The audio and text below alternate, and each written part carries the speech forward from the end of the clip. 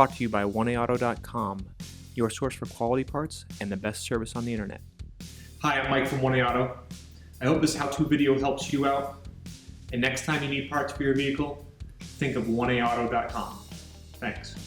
In this video, we're going to show you how to replace the front wheel bearing and hub assembly in this 2006 Cadillac CTS. Here are the items you'll need for this repair.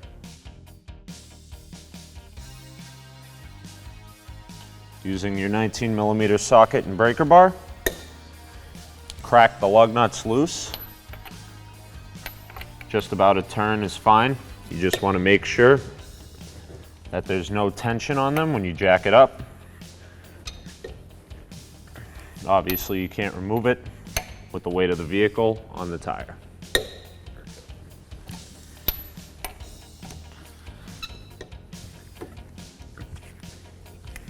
Once your lug nuts are loose, you can jack up the vehicle and secure it with jack stands. You'll see on the rocker panel, there's a small arrow. This indicates where the jack point is on the pinch weld under the vehicle.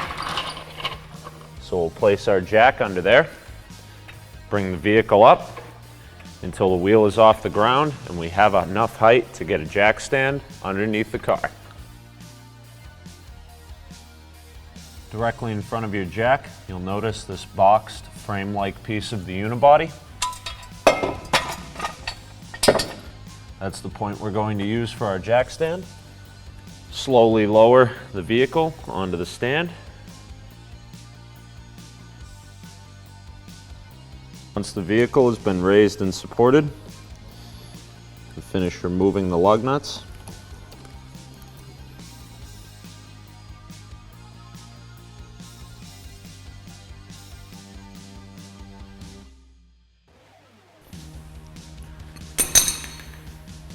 Remove the wheel from the hub.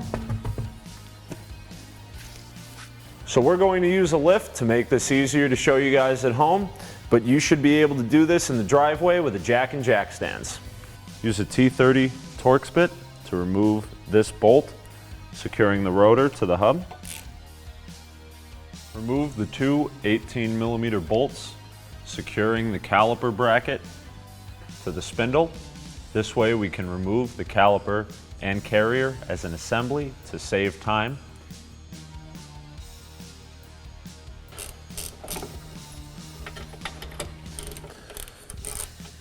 Be sure to support the caliper and carrier when you remove the last bolt. Remove the caliper carrier and secure it to the upper control arm with a bungee cord or mechanics wire.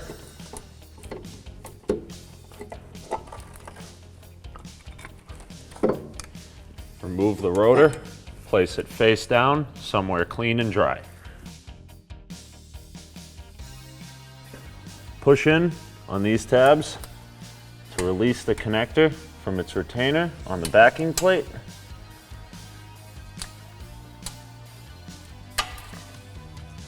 Undo the tab, disconnect the ABS sensor, remove these three 18mm bolts with a socket and ratchet. You may need to use a wrench or a ratcheting wrench to remove the top bolt.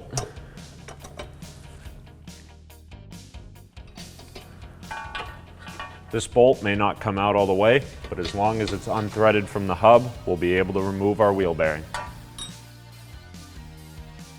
Remove the final 18mm bolt with a socket and ratchet. Tap on the back of the hub to release the wheel bearing assembly from the spindle. You may have to tap the bottom ears, get behind it with a chisel or pry bar. Just work it out however you need to.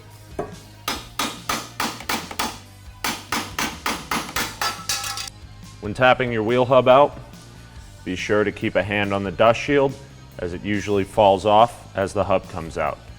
We'll also have to tap out this backing for the ABS sensor. We're using a pry bar, but you could use a screwdriver or a long flat punch to tap the back of the ABS sensor out of the spindle.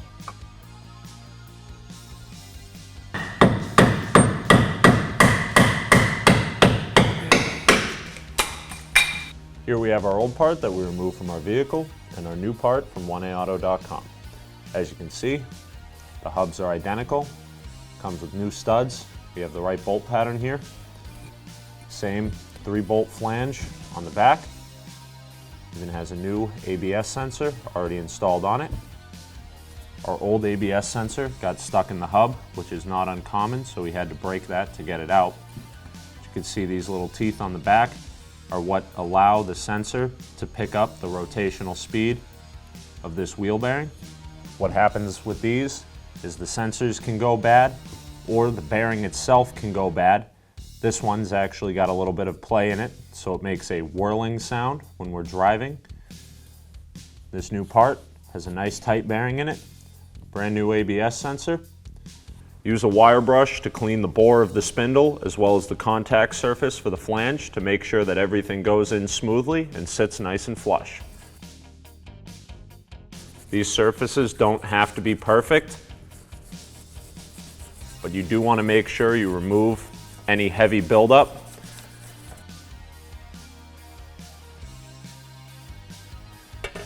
Line up your dust shield, send the ABS sensor through, line up your flange. The ABS sensor is going to sit here at about the 11 o'clock position.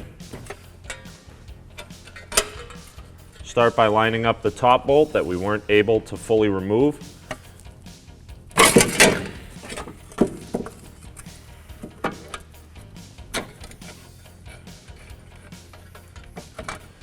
Start your other 2 bolts before tightening anything down. Tighten these bolts down with a socket and ratchet, a wrench on the top if you need.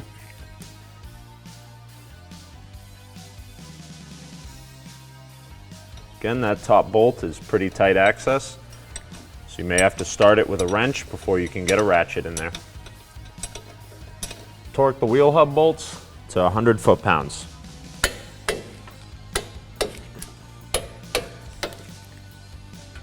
Reconnect the retainer to the ABS harness and the electrical connector. Apply a thin coat of brake grease to the hub to make sure that the rotor doesn't seize on there. And make sure you get it around the actual bore of the hub as well. Install the brake rotor onto the hub. Be sure to line up one of the beveled holes with the thread for the brake rotor screw. We're just going to start that right now to make sure that our rotor stays on nice and flat when we install the rest of our brake components. There's a T30 torque socket and an extension. We'll just spin it in by hand for now. Remove whatever you use to tie up your brake caliper.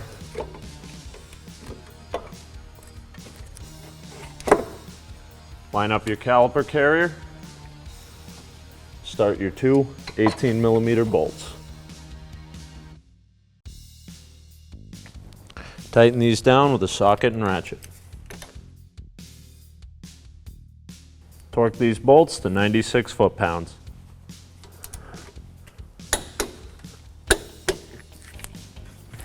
Reinstall the wheel onto the hub.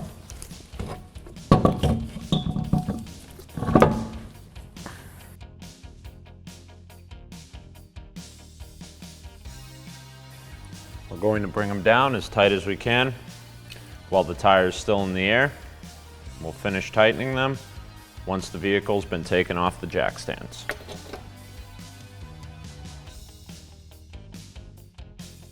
Always be sure to tighten your lug nuts in a cross pattern.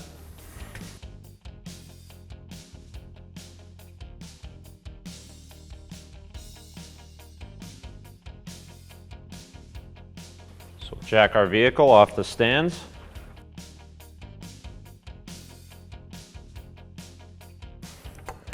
With the weight of the vehicle back on the tire.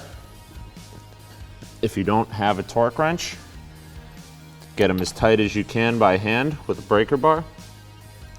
It takes a lot of force to break one of these lug studs,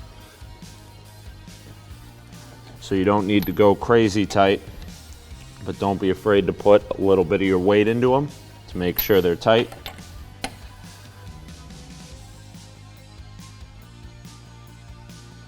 course, if you do have a torque wrench available to you, you'll want to torque your lug nuts to 100 foot-pounds. You can see with the breaker bar, we actually got it pretty close.